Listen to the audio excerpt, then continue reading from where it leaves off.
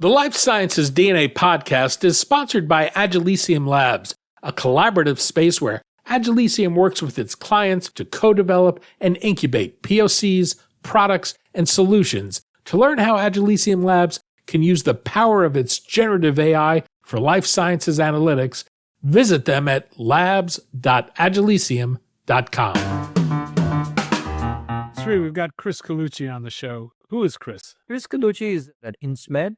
He's been leading a lot of companies thinking around digital transformation, data strategy, and increasingly how AI fits into drug development and commercialization. He's one of those leaders who sits right at the intersection of technology and biopharma strategy. And for people not familiar with Insmed, what exactly does it do? Insmed is a biopharmaceutical company focused primarily on rare diseases, especially in pulmonary and inflammatory conditions. They're probably best known for their work in rare infectious lung disease. What's interesting about Insmed is that they've been building not just a pipeline, but also a sophisticated infrastructure around patient identification, clinical development, real-world data, and they're really using AI from start to finish to make themselves an AI-first biotechnology company. And what are you hoping to hear from Chris today? I really want to know how Insmed went through the operationalization of AI journey. We're just not talking about how they started work, but how did they put the right infrastructure around the right type of incentives for people to use, the right infrastructure in terms of governance, and then the ability to really identify the right use cases to successfully deploy and develop. Before we begin, I want to remind our audience that they can stay up on the latest episodes of Life Sciences DNA by hitting the subscribe button. If you enjoy the content, be sure to hit the like button and let us know your thoughts in the comments section. And don't forget to listen to us on the go by downloading an audio-only version of the show from your preferred podcast platform. With that, let's welcome Chris to the show. Chris, welcome to the show. Really appreciate it. It's been a long time due. Chris, you've been through quite a bit of transformation journeys across your career. Why don't you describe a little bit about your AI journey to date and how that's progressed over multiple organizations? Thanks for the invite and being part of this discussion. So for background, I currently work at a emerging biotech, and we're all about innovation. And when I think about our common goal is the patient is our North Star. And when I look at AI and innovation, how fitting is that? To really look at how we could apply technology for the greater good of what we're trying to achieve here. And in the end, is trying to get products to patients a lot faster. And I think for us, we started this journey, we're in year 3. It's hard to believe how fast the technology has changed, innovation, and it's just a constant change. And our journey really started with a lot of testing and learning and really seeing how this could apply to supporting our business need back in 2024. Wonderful. It would be good to get a little bit deeper into that journey. Like in 24, what kind of use cases did you go after, or what happened? And now in 25 and 26, what has changed in identifying the right use cases and stuff like that? So actually, you're going down the great path where your journey started, and what kind of use cases were you starting to pick? Well, it's interesting how we started this, and again, trying to understand like how to really apply AI in our business. I think that's really was the genesis. And interesting enough, we started by hiring a college intern to really kind of testing the waters with the technology, seeing what the possibility is. And very early on, we went after some very kind of, let's say, low-hanging fruit, quick wins on summarization, and a lot of it was on market research data. And if you think about a pharmaceutical company, the amount of research we do with, and the output is in PowerPoint, PDF, Excel. Back then, it was like, well, can we distill that and help our market researchers to find information a lot easier? And it seems like a simple task, but again, I think it was a proving ground to really say, this technology has got validity and it can help us. So fast forward, we decided let's let's expand that. And we actually built an incubator team. And the incubator team back in 2024 was a group of engineers that understood the technology, and it really helped us to start to apply and really go after some other low-hanging fruit back then. That was in 2024. And that's when we came to realize we need to start to put a strategy in place. We start to understand, like, how can AI help across the entire value chain, from as early as drug discovery through drug development, commercialization, and of course our enabling functions. And that's where we started to think more holistically and really look to apply AI across those areas. And I think a lot of what helped was the ability to test and learn early, fail fast, do pilots, and then start to really develop that strategy, which again has helped us now, fast forward 2 years later, deploying well over, I'd say, 35 different applications across the value chain. Now that's a amazing journey, but you hit upon some key nuggets, right? The whole idea of fail fast, build this testing and learning mindset, validity. It's not natural, right? Because IT is about perfection. We go and try and get it right. We only roll out when everything is tested and done. This is a little counterintuitive to getting this in the hands of the folks. So walk me through that early journey, because many people are struggling to, where do we start? How do we bring the people along? How do we build this new muscle of test and validation and experimentation, but fail fast? That's a new concept, right? So how does all of that come together? One, I think it's the organization support. I think having that behind, as far as a leadership team, a chairman, CEO, as well as executive committee, to allow us to test and learn. And in the end, yes, we want to move forward, but if things don't work, it's okay. So I think that is having the culture helps support that, because nobody wants to fail. So I think with the culture, and then just with new technology, we don't know. And I think that is kind of what really kind of like, let's test the waters before we start to go after some big initiatives. And again, it was just very simply trying to generate first drafts for helping just summarize or write documents. It was proving ground to say, okay, can we take this further? Back then, when we started to lay out, once we started to understand and lay out as far as our plan, we did go after some strategic initiatives that, again, started to gain that muscle and confidence internally, which has helped us to develop, I think, more solutions over the past couple of years. Yeah. So Chris, I know you've done about 35 use cases right now, but just again, hovering that 2024-25 period, did you put IT tech teams, like you had the intern who's very AI adept with the domain? How did you bring these two together to experiment? Because a lot of the challenges is that if you do it from a tech and AI, then you have the not invented here syndrome.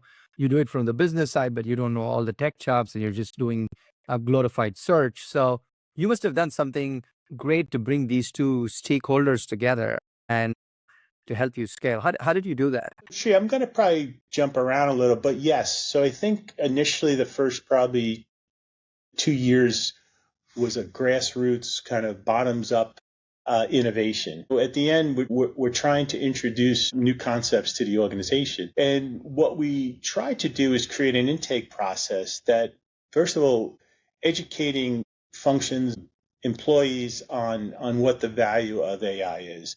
And the intake process was opening up to ideas. So really creating that idea generation across the organization to really engage and to hear what the art of the possible is.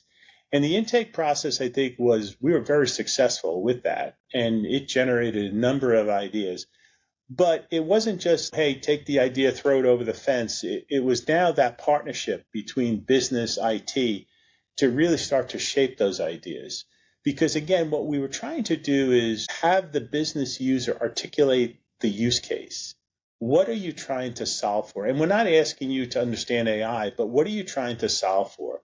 And what is the value creation that, if we do, what is it going to create for the function, the corporation in the end?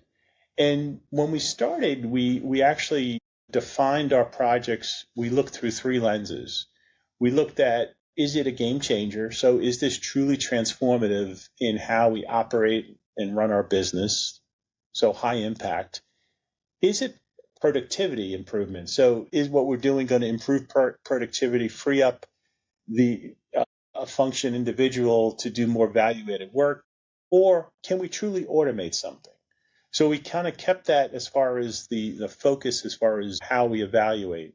And I think it wasn't just, hey, here's an idea, let's run with it. It's now let's dig into that. And I think we go through that process and evaluate, and then it goes through a governance process. So again, we're trying, and we've evolved over the past 3 years, is good governance, responsible use of AI. So having cross-functional representation of compliance, legal, quality, IT, information security, really assessing and saying, okay, does this make sense? Is there any watchouts? And again, what's the investment and what's the value creation? So they're doing that kind of first kind of look at it, and if it kind of checks all the boxes, everything looks good, we then proceed, and then we start the build process. If it doesn't, it gets bumped up to a council, which is a group of senior leaders that will again take it and dig into it a bit further, either maybe need additional funding or maybe it's questionable on the use.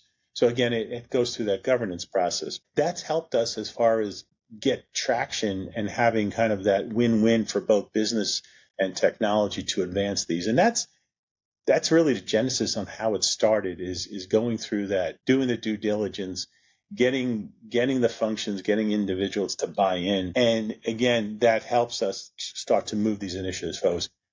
I'll come back to it in a second, but there's been, I think, a dramatic shift at Insmed where now we're seeing over the past, let's say, 9 months, leaders, functional leaders, senior leaders are now like looking at AI and saying, we need to build a strategy. We need our business strategy. It's not just we need to think of this holistically. How do we embed AI into our operation? What should we be thinking about as how we run our business and think about the use of AI rather than saying, well, let's pick this project today and maybe 3 months we'll do another project. Now they're looking at this holistically, and we've probably got 8+ either roadmaps have been completed or in the process of completed this year to really define the next 1 to 2 years on what we'll do and how we'll leverage AI. It is a very spot on journey, right? You first started to democratize the access to it and get innovation and thinking. You gave the empowered ownership to the business teams. You had a governance framework to justify what works, what doesn't work, and lead it through. And basically, what you were doing through the process was building that muscle memory for the company because it's a new skill.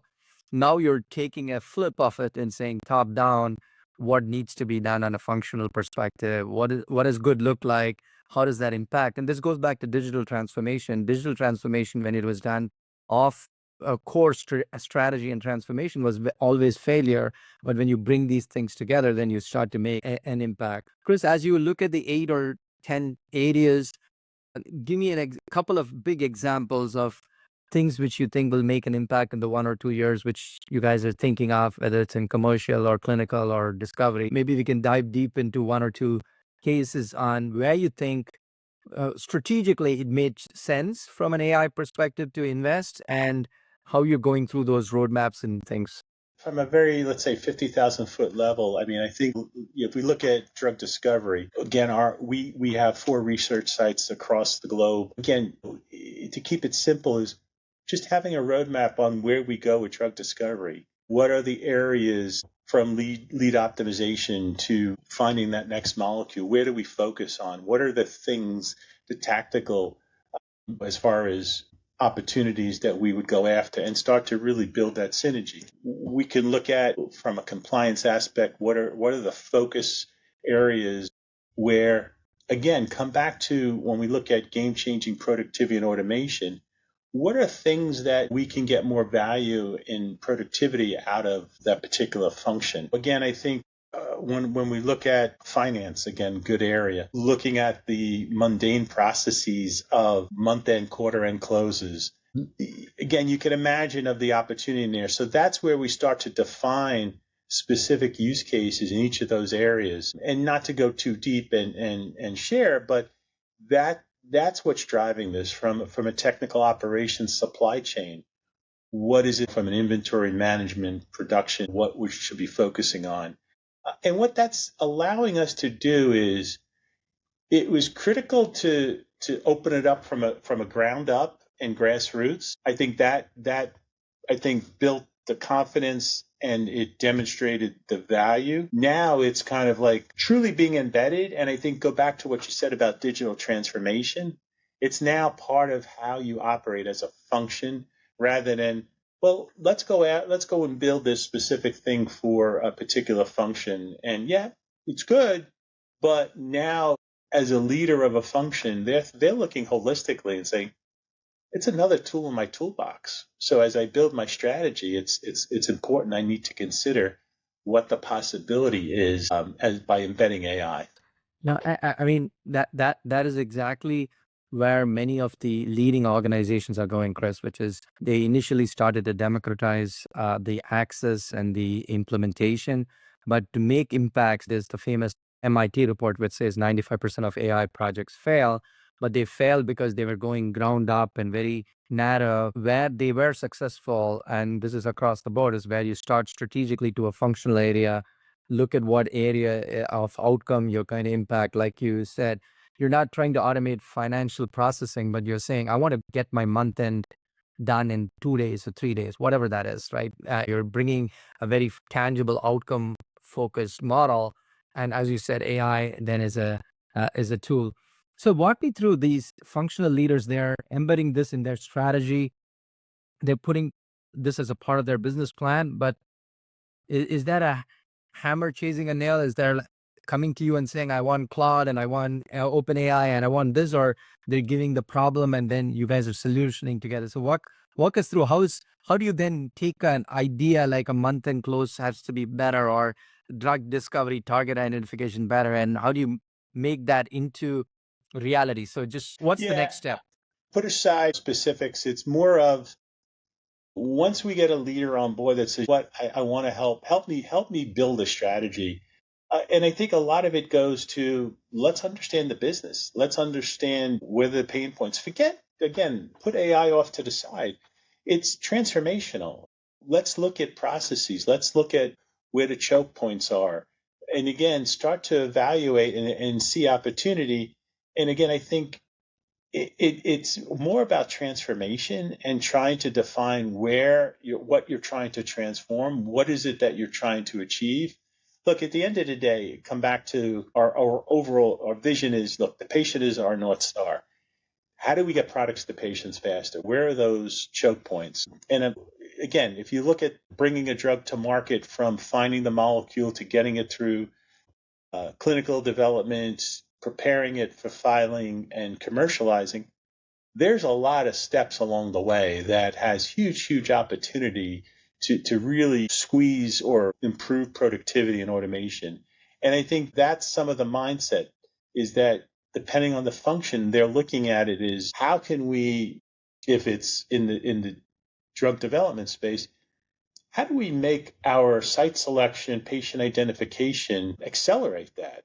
How can we get to database lock a lot sooner? And it's thinking in business terms, and then it's trying like, okay, let's start to build a plan around that. So I think it's a lot of it goes back to the functional area, not like we're not going, let's see what AI can do. It's like, let's understand what we're trying to achieve, and then we'll try to again start to articulate how we could execute against this to, again, improve productivity, drive automation, or truly be high impact, game changing. So Chris, spot on, right? That's what good organizations have to do. You come top down, drive transformation within the process and driving it. Tell me what has worked, and there has been several things which haven't worked. So maybe you could talk about a journey where you tried something and it didn't yield results, and then you had to roll back. So would love to know what works and what doesn't work. I'm going to pick one that's more enterprise. And this I think has really kind of, I think, evolved when we first introduced it. Now, look, I mean, we know that with the use of Copilot, ChatGPT, OpenAI, everyone's using it in their personal life. And I think we decided probably 18 months ago, we didn't go down the path of leveraging a public LLM and giving access to ChatGPT. We decided to basically build a proprietary custom, our own Gen AI assistant. And we did that for a couple of reasons. One is protect our data, keep it within the four walls of Insmed. The second thing is our prompts and everything try to secure as much as possible and really kind of embed that in the organization. And early on, we made a decision to leverage Claude, and Claude becomes our LLM that basically powers our internal Gen AI assistant. And when we first probably started, we probably like 700 employees, and now we're probably close to 1,700 that now are, again, using our Gen AI assistant. Is it full 1,700? Maybe not yet, but early on, it took time to bring the organization along to use our internal Gen AI assistant. And again, it was a lot of training and education and really trying to drive the adoption. And I'd say, as of the end of May, we've probably, I'd say, went up tenfold as far as the number of users, but also the number of inquiries that go through our own internal Gen AI assistant. And I think that is, kind of the cornerstone of how we operate is our own Gen AI assistant, leveraging all our internal data sources. So again, indexing across not just your SharePoints and your 365, but it's all of the third-party solutions, cloud, as far as what we're using, really index that and contain that within our environment. And I think the point here is that it took time because there wasn't kind of a understanding. I think this isn't really giving me what I need. I'd rather go out and use ChatGPT. And I think it was just bringing the organization along and education, training, and starting to build confidence in the output. And I think that is kind of a cornerstone of how we operate today. We've since built a number of agents on top of that. We've built our meeting summarization that integrates with Teams, that has nice workflow embedded in it, so that as meetings are concluded, it gets summarized, gets sent to their email. And again, it allows that back and forth with the meeting host to go and tailor it and then send it out. And again, it's used in not all meetings, but it again, there's guardrails in place to allow that. We've taken our Gen AI assistant and we've built an agent to help write development plans.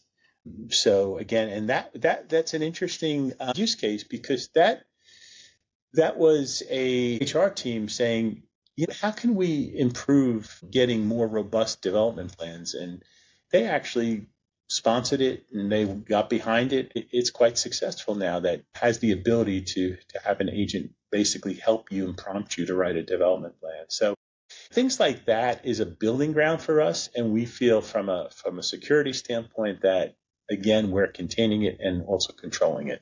So 3 parts to it, right? You brought and custom is the wrong word, but proprietary LLM, protected your IP, then let it loose in your environment with all of the different data and indexed so that it has context.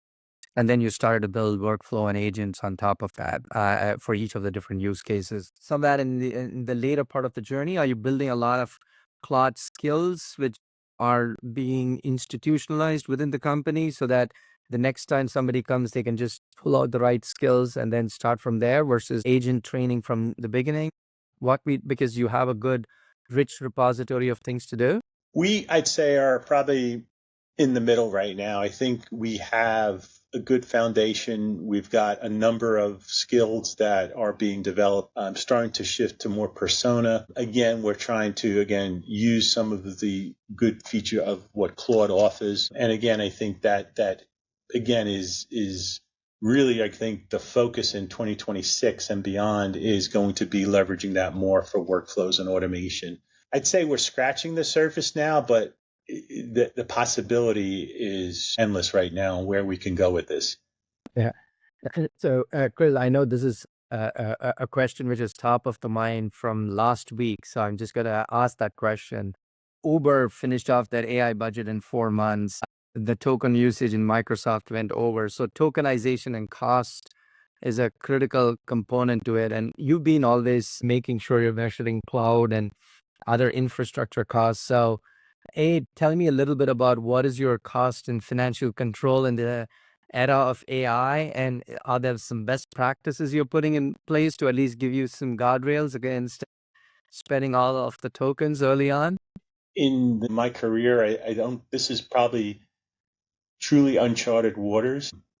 It's great this technology is evolving, but I think there's I don't want to say hidden expense, but it's that the meter is running and it's all good. It's a cost that it's hard to we can try to forecast, but it's an unknown right now. What I will say is maybe not what from a budget standpoint is come back to the value creation. And that's why the past, I'd say, year and a half, our focus has been making sure we have robust business cases, making sure we have key metrics as far as how do we measure success. Is there cost avoidance, cost savings? And this year, I think we're going to be paying very close attention. And if we don't see the usage and the value, we need to shut it down. And it may be a great idea, but if the adoption's not there, so we just need to, because again, this is, it's everyone ran out and bought a generator after Sandy, and fortunately you don't have to use it. But you think about the cost of running a generator for several days, and it's the meter's running. This is the same thing. The consumption cost is so we need to be very watchful on that. I think try to strengthen our business cases with key metrics and really defining the value. I think that's the thing is if something is proving value. The reason I was probing that is people are starting to do definitely cost measurement, right, to know what is going on. But it's also architecture, and we're looking at architecture like, hey, context is very important. You could point your Claude to every repository you want. They love it because that's input tokens. But how do you then leverage it through skills so that you're giving the context in a very specific, summarized manner versus you're pointing it to 300 documents in a SharePoint, right? It's small things which in the early stage in 24 you would say go for it, go at every SharePoint Right. and get the knowledge and context. But now if the meter is running, you're like, do you really need it, or can you summarize these things into something? And so it's the architecture which is evolving, which is now different from a cost perspective versus a effort and outcome perspective. I'm glad you brought that up. And that is something that from our engineering and how we architect these, that is top of mind. The other thing is we're trying to think of more platform agnostic reuse and again, not trying to have the multitude of all these going after all these LLMs. So I think it's all trying to build that in a best practice, but we're keeping a watchful eye because it's amazing how fast that number can grow. No, absolutely. So Chris, you have a very good methodology. You've taken the organization through quite a bit of change. Tell me a little bit about your latest blog about AI and everything, which you guys do. You're done that. What is that mindset and what does that mean within the company? You remember the LinkedIn post? I think where your references is we held AI Day, and let me kind of back up. For when I look at 2026, as far as what we're trying to achieve and our objectives this year, and again, outstanding 2 years. We've had grassroots number of projects we've completed. Now we've got the shift where leaders are taking and embracing it. Our focus this year is truly driving transformative, high impact, game changing initiatives. So maybe instead of doing a lot, we'll do a few of those. And that's really going after the high impact. The second thing is we really want to look at our adoption, and goes back to what I said about we've implemented, but are the tools, the applications being used? So driving adoption is a critical part, having good metrics and tracking that.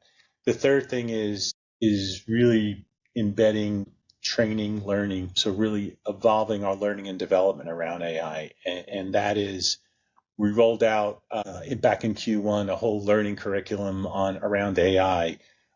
We hosted our third annual AI Day, and it was an overwhelming success where we had a high number of employees attend in person. We had our own mini AI expo where we were showcasing all of the internal projects that we've deployed and having business leaders talk about through a poster the success of this. We also invited partners to our expo, where our partners that we're working with to again showcase how we've been working together.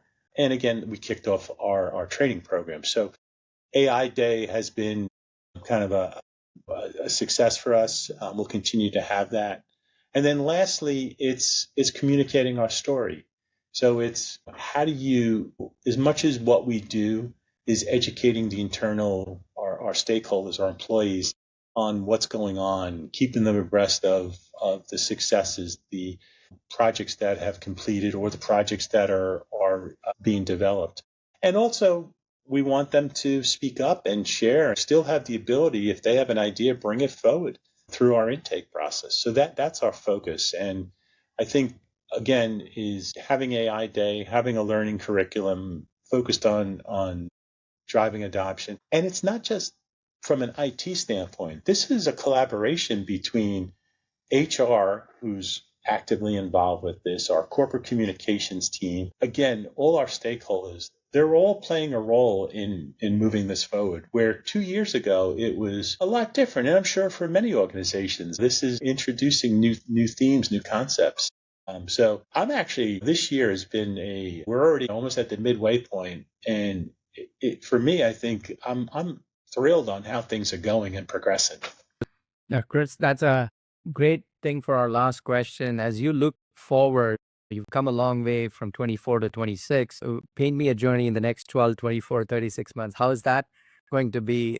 What's in store for you, and but also what's in store for the industry at large? We will be a AI first biotech, where again AI is embedded in how we operate. That is our goal. We will find ways to improve getting products to patients faster. So we still keep that as kind of our North Star. What success looks like for me is we have solid business cases that have clear metrics for measuring adoption, operational efficiency, and as far as financial impact. We have an organization that is not just talking about AI, and it's not just AI, but it's now truly looked at as a transformation initiative, as really helping move the organization, grow the organization. And I think that to me is a shift, that it's now part of how we operate. And that's really kind of what again, comes back to what I said, is being an AI first enabled biotech. Wow, that's a wonderful aspiration, and you are well on your way and journey. And I think the critical part of it is the guardrails you have in terms of governance and in terms of people and building that new muscle. And I think I just want to reinforce that these things don't happen overnight. You have to go through the journey of building that muscle, which you have, putting the governance, having the right guardrails, and then now you're poised to scale. I want to hit one more point, which again, I think it'd be remiss. We couldn't do this without the support from our chair and CEO, executive committee, our CIO, being truly behind, supportive with funding, resourcing, really standing behind it. Because I know a lot of companies struggle where they have good ideas, but there's a disconnect from the top. And we are fortunate that to have our leadership are, again, behind this in what we do. For me, it's a great story. Now, and then Everybody has said to make it successful, you need a top-down leadership commitment all the way to starting with the C-suite and all the way below. And that's almost an essential part to make this thing successful. But it's wonderful. You have that backing, and there's so many fun and exciting things to do. So, Chris, really wonderful to have you on the show. Really wonderful to hear your perspective. The audience will benefit a lot from the journey you went through, because many of them may have either gone through this but not built the essential ingredients for success. And I think I love the framework which you put together on how do you make this thing successful. So thank you. You're welcome. Thanks for having me. Sri, it was a real interesting conversation to see how Insmed is deploying AI. What did you think? I think what I really liked was Chris's articulation of the journey. This is a playbook which several people, when they're on the journey, can use. First, he talked about how he could democratize the access and the use of AI so that he got business and IT working together. And when you did that, he also put the right AI governance, which then looked and evaluated these use cases and made sure that they had the right structure in terms of ROI, productivity, and others.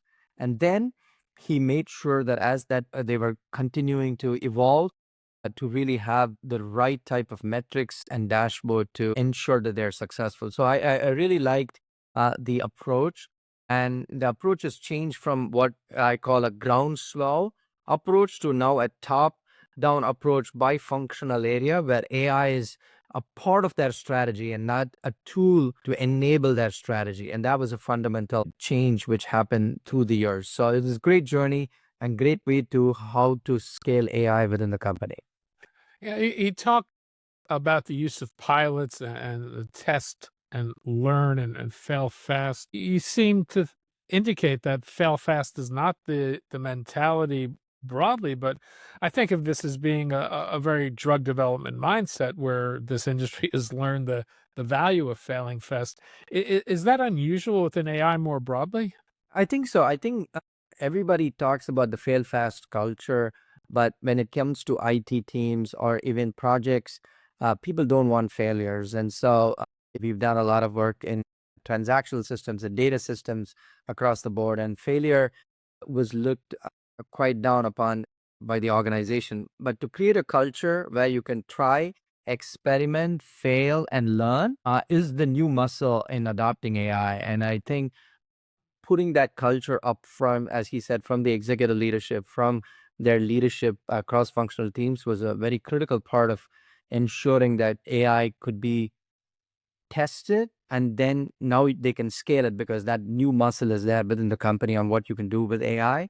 So now you can implement it in very strategic projects and programs to make it happen.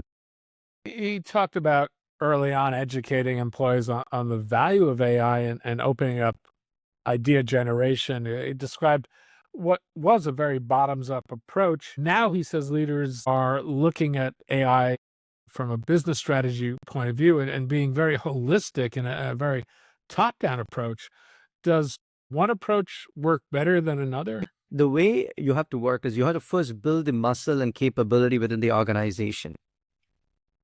Across the board, successful AI scale happens when organizations pick few but very important strategic use cases, put the organizational muscle, capabilities, and thinking behind that. But if you just did that without enabling the workforce with experimentation and failure to and learning mindset, you would then have a top-down approach which doesn't have the adoption. What Insmed did was in the right sequence. They initially had a democratized approach to making their teams learn, fail, and grow. And now when they come in 2026 with the top-down initiatives, few but very important strategic initiatives, you had the right kind of adoption curve happen. Yeah, he also talked about the lenses through which they evaluate AI projects. Are they them being truly transformative or productivity improving or that they automate something? In all cases, though, the bottom line is value and the value they're bringing. Are there some standardized ways this industry is looking at value creation? Chris said they look at three things. Is the project a game changer, which means it's transformative in nature? Is it going to be improving productivity of my workforce and how much that is? And are there functions I should be able to automate, which I shouldn't be doing manually? So they use these three lenses. I think the ROI is what Chris said, which is the business impact. And the business impact happens when you pick a functional area and say, what is so impactful in that function? And then how do you then use AI to make an impact? He used a very good use case in finance of business impact around month-end closing. How do you take something which takes X amount of time and brings that down? And so that's a very tangible outcome you're trying to enforce. And then to build that out, he similarly talked about HR and development plans. How do you take a tangible area and then make an impact using AI? So what was very resonating with Chris was he was first talking about the business function, the impact which needs to be delivered and developed, and then use the tools and technologies to make it happen. The other thing you talked about, which I found really interesting, was the proprietary Gen AI assistant that they had built leveraging Claude. The thing that was interesting to me, though, was the training and education and the need to drive worker adoption that they put into this. To me, it was a reminder you can't just flip a switch. How important is it for companies to invest the time and resources into bringing employees along to really get the payoff from AI systems? I think that's very critical. And I think investment upfront in the change journey of bringing employees to use and adopt AI is so critical to the success of the future initiative. So they did that in the right sequence, and you needed that. And by giving a proprietary version, they removed some of the guardrails which are needed in terms of IP and privacy and training data and all of that stuff. So it was really a very nice way in which to get adoption going. Well, it was a great conversation, Sri. Thanks as always. Thank you. Thanks again to our sponsor, Agilisium Labs. Life Sciences DNA is a bi-monthly podcast produced by the Levine Media Group with production support from Fullview Media. Be sure to follow us on your preferred podcast platform. Music for this podcast is provided courtesy of the Jonah Levine Collective. We'd love to hear from you.